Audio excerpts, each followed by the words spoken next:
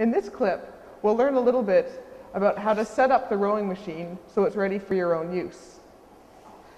There's a few things you need to know about setting up a rowing machine. First of all, the first thing to adjust would be the foot height. As you can see, I can just pull this forward and slide the foot height up or down, depending basically on the size of my feet. I know for me that I need to have one hole showing at the top.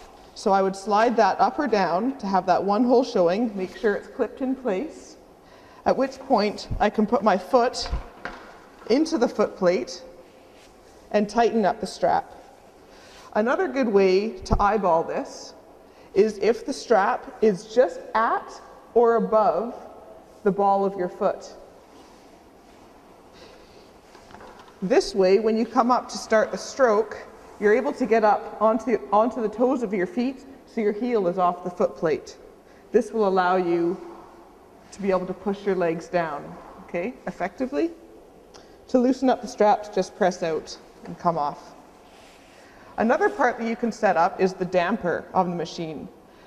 This is the drag factor, okay, so you can change this to make it a little bit more difficult or a little bit easier, a little bit heavier for you or a little bit lighter as you row.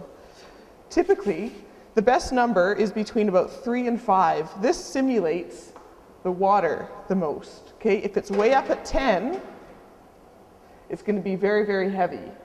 If it's between 3 and 5, that will be probably the closest feeling to actually being on the water. The third part when you're setting up the machine is to make sure that the handle, which is always stored up at the cage, is now down in the rest, right there. So you've got your drag set at between 3 and 5, you've got your feet set so the strap is just above the ball of your foot, and you've got the handle ready to pick up. Stay with us. On the next clip, we're going to learn how to row.